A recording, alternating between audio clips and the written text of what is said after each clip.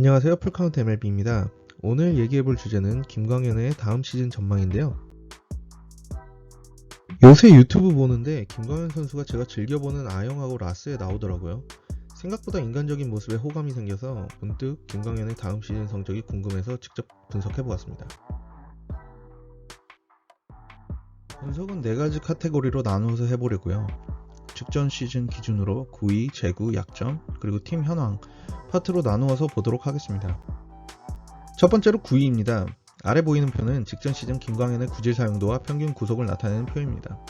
직구 49%, 슬라이더 31% 구사하는 랜디 존스농 느낌의 투피치 투수였고요. 간간히 커브와 체인지업을 유인구로 사용했다는 것을 알 수 있습니다. 커브와 체인지업은 대부분 유리한 카운트에서 사용한 유인구였다고 볼 수 있습니다. 평균 구속은 직구 계열이 평균 90마일, 약 145km 정도였고 슬라이더는 평균 83마일, 약 134km 정도의 고속 슬라이더 계열로 볼 수 있습니다. 한국 시절과 크게 다를 바 없죠? 그럼 무엇이 달라졌냐? 직구 평균 구속이 크게 감소했습니다.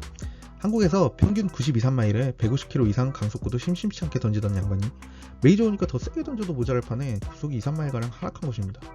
갑자기 어깨에 문제라도 생긴 건가? 전 아니라고 생각합니다. 직전 시즌은 코로나 변수로 인해서 준비 기간이 굉장히 길었고 시즌 일정도 불안정했습니다. 하지만 시즌 준비가 길어지면서 오히려 김광현은 시즌 준비를 보다 여유롭게 할 수 있었다고 생각합니다. 계약을 마치자마자 데뷔를 치르는 것도 굉장히 부담스럽고요. 훨씬 여유가 있었겠죠. 그러면서 이제 자연스럽게 구위가 메이저 타자들에게 먹힐까 하는 그런 생각하는 시간도 있었을 거라고 생각해요. 구질의 다양성 그리고 재구 이런 게 더 중요하다고 생각한 것으로 보입니다.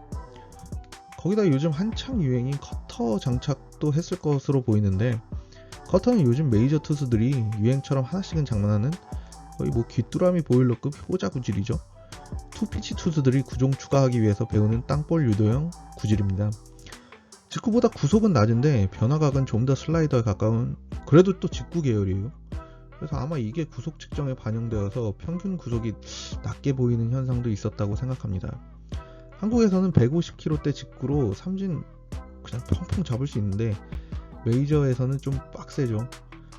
96, 7마일 직구로도 지금 헤매고 있는 기쿠치를 보시면 이해가 되실 거라고 생각합니다.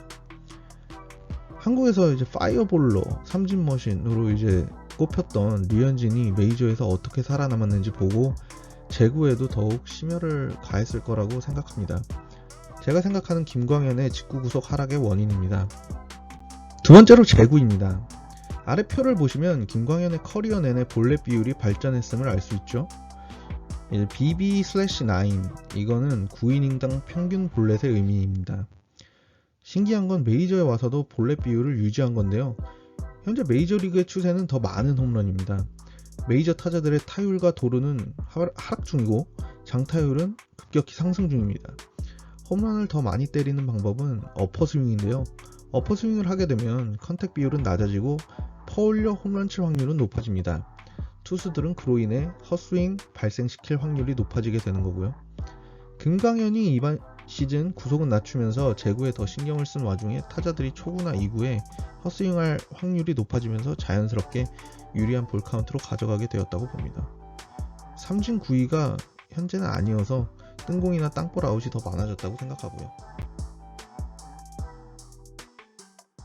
세 번째로 약점 파트입니다.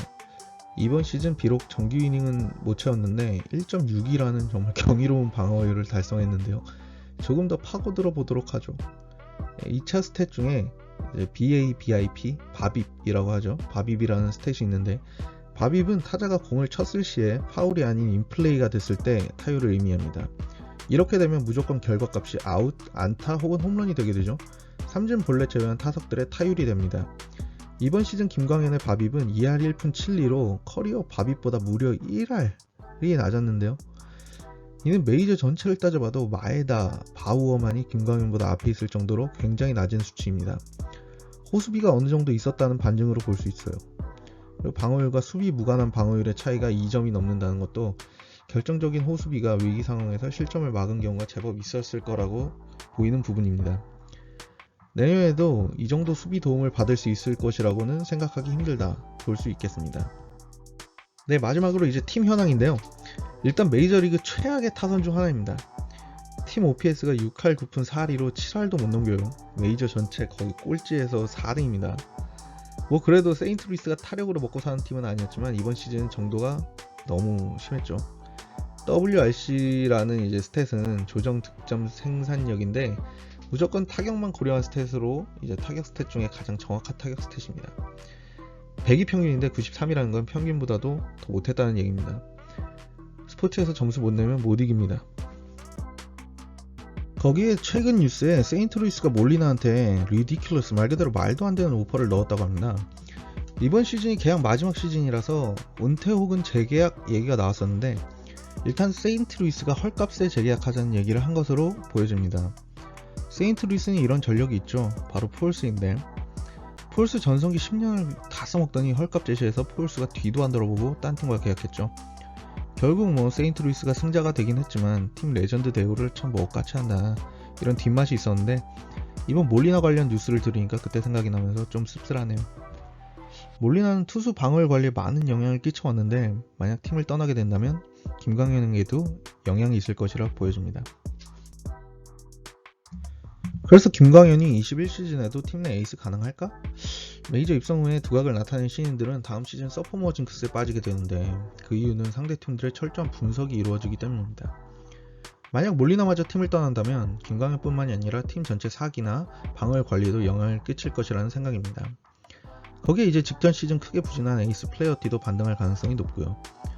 하지만 긍정적인 점은 계약 마지막 시즌이라 FA 로이드 맞을 가능성이 굉장히 높습니다.